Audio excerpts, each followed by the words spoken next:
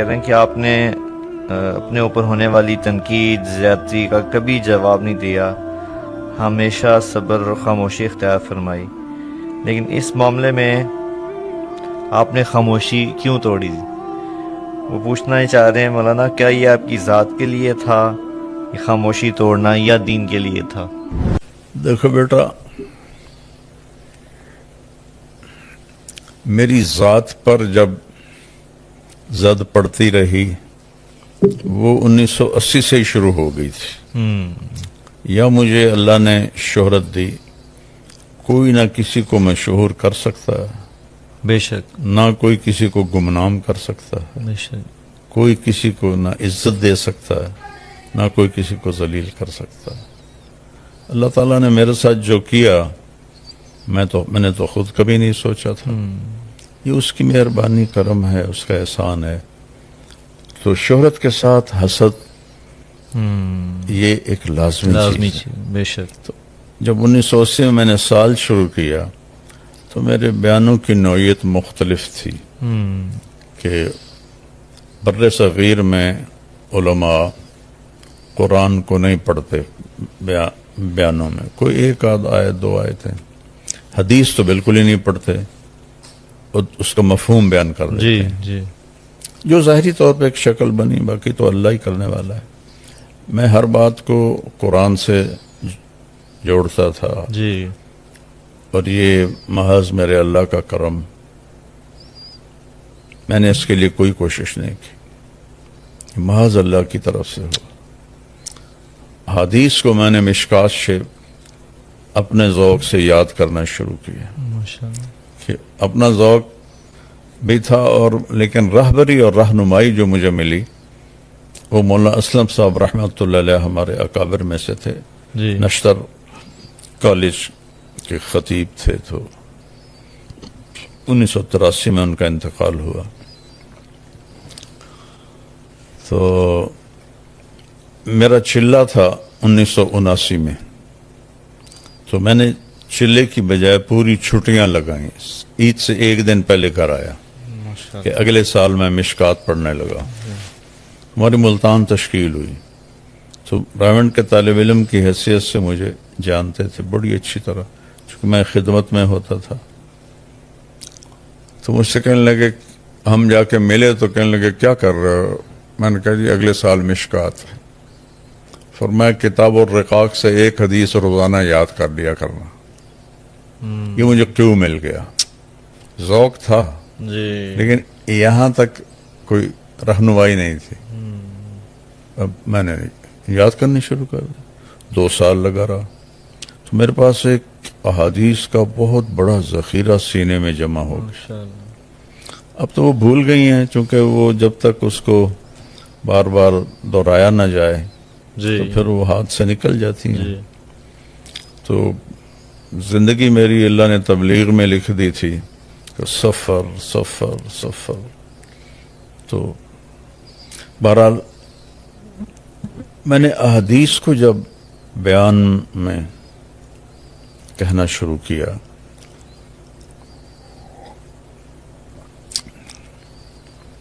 تو اس کا علماء پر، عوام پر اللہ نے بہت بڑا اثر ڈالا۔ بے شک، چھوٹا سا واقعہ یاد ہے، سیوال پڑھتے تھے دورے میں، تو میں جمعرات ایک دن کی جماعت کبیر والے لے کر آیا،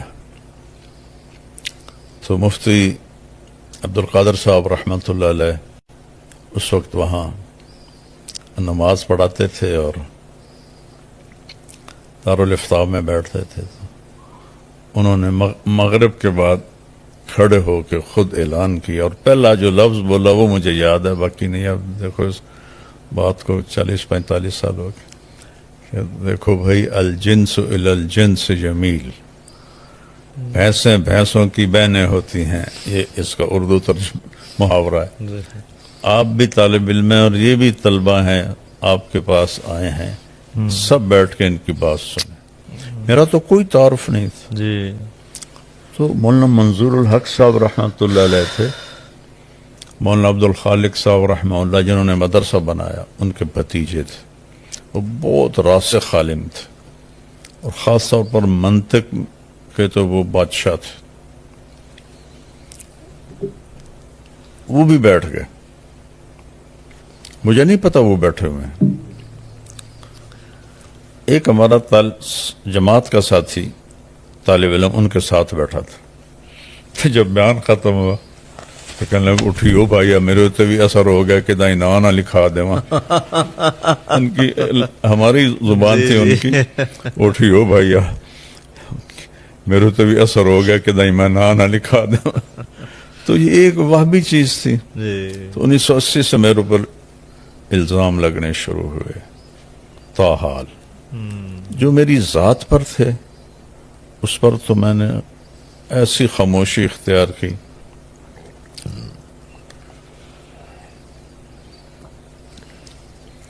اقبال کے شعر کا مصرع ایسا سکوت جس پر خاموشی بھی قربان ہو. ایسا سکوت رکھا. جب کوئی کام میں اونچ نیچ ہوتی تھی تو میں عبداللہ صاحب سے بھی الجھ جاتا تھا. کسی کو یہ جرأت نہیں ہوئی ان 55 سالوں میں کہ بہت بڑے مسائل تھے سب خاموش. جی جی جی جی. ایک میری ذات جس پر میں نے مولانا جمشید صاحب سے ٹھڈے بھی کھائے مکے بھی کھائے. اس وقت میری شہرت ہو چکی تھی پورے تبلیغی دنیا میں. تو دونوں اکٹھے تھے. میں نے عرض کیا کہ یہ بات غلط چل رہی. جب کام پر کسی قسم کی کوئی شکل آتی تھی میں بولتا تھا. میرے اوپر کوئی الزام لگے میں خاموش رہا. ایک زندگی بھری پڑی اس میں خاموشی. تبلیغ کے کام میں کوئی غلط ہوا ہے تو میں اٹھ کے بولا. سب خاموش. کسی ایک کو بولنے کی ضرورت نہیں ہوتی تھی. اور میں نے 2 مسائل پر ایک رات 5 گھنٹے حاج صاحب سے بحث کی. 5 گھنٹے. مجھے پتا ہے یہ میرا محسن بیٹھا ہے لہذا میرے لہجے میں ادب بھی تھا عاجزی بھی تھی.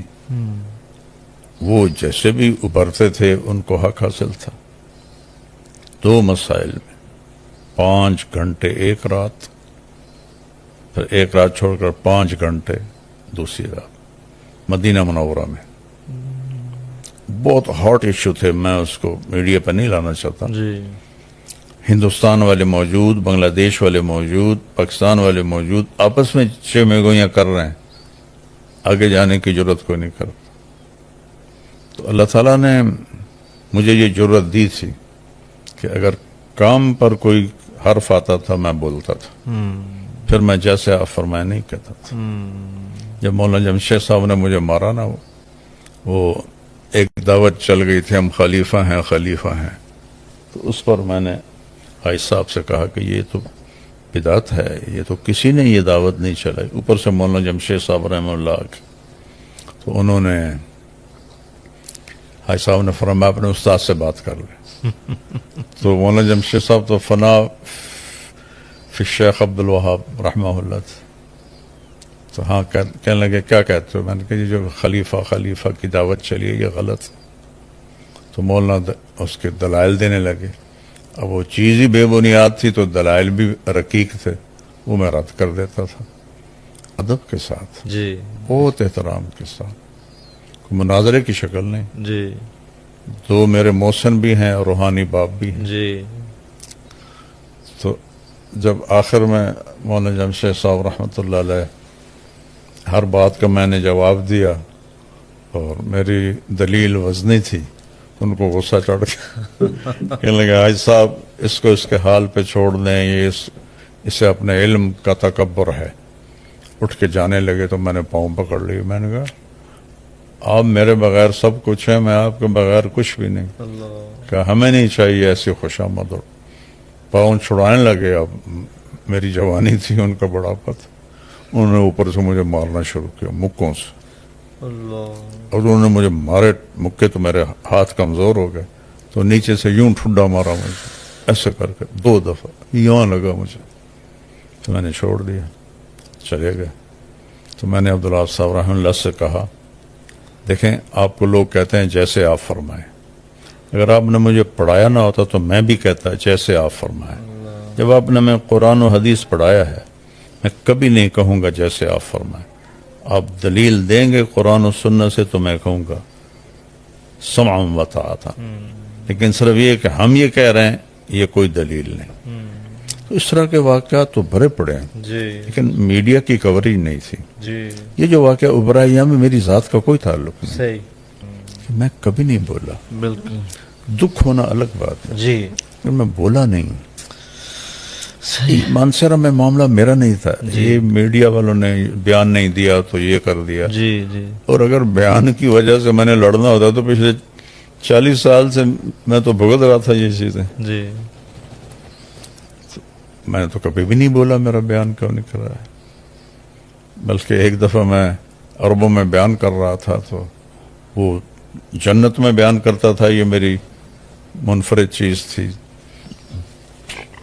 تو وہ جوش میں اجتماع کی بات جی اچھل رہے تھے تو ایک آئے شورا والے, انہوں نے ایسے کر کے مائک میرے ہاتھ سے چھینا سب کے سامنے, اور پھر چلو خود اپنی دعوت شروع کر دیتے.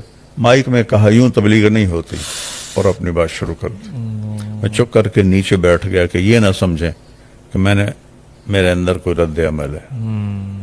اب آپ پوچھو ان خطیبوں سے, ان سے کوئی صرف اٹھا دے مائک نہ چھینے یہ کیا کریں گے. میں نے تو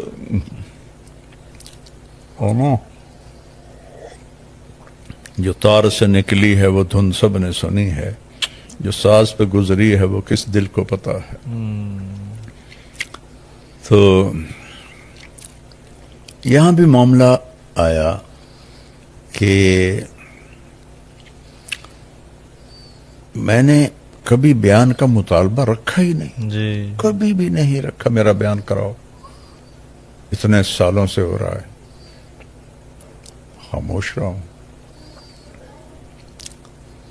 یہاں انہوں نے, میں نے کہا میرا ظہر کا بیان کروا دو, مجمع بہت زیادہ آیا نوجوانوں کا میرے نام پر.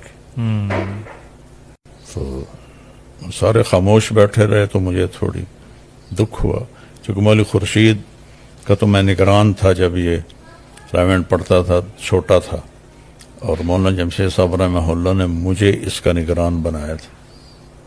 مولوی اعلیٰ کے میرے سامنے بیٹھ کے ہدایات سنتا تھا, بیان سنتا تھا. تو چھوٹے بڑے کا احترام اس کو بھی الگ کر دو. تو میں نے چڑھ کے کہا ٹھیک ہے پھر میں کل کروں گا بیان.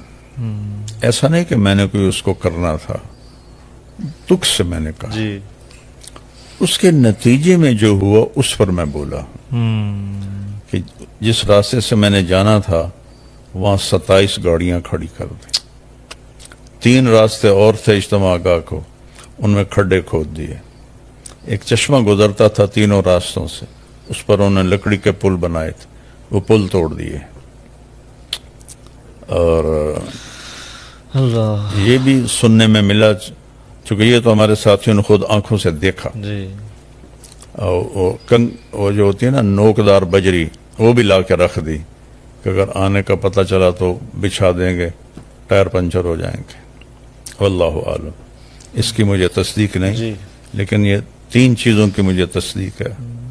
27 گاڑیاں ایسے لگائیں کہ انسان بھی نہ گزر سکے. دونوں راستوں میں کھڈے, پل توڑ دیے. ممبر کو چاروں طرف سے کور کر دیا, پیرے کھڑے کر دیے. اور مانسہرہ مرکز کے طلبہ کو ممبر کے سامنے بٹھایا کہ اگر ہو سکتا ہے میں ادھر سے آؤں تو وہیں سے مجھے پکڑ کے پیچھے کر. میں کوئی اتنا بے وقوف کہ میں یہ کروں گا, میری پچھلی زندگی نہیں دیکھتے وہ کہ میں نے کیا کیا. مجھے تو ممبر سے اٹھا دیا جاتا تھا بیان کرتے ہوئے کو. تو یہ صبر میرا اپنی ذات کے لیے آج بھی ہے. اور بولنا جب تبلیغ پہ حرف ہے یہ میرا شروع سے ہے. فرق یہ ہے کہ اس وقت میڈیا کوریج نہیں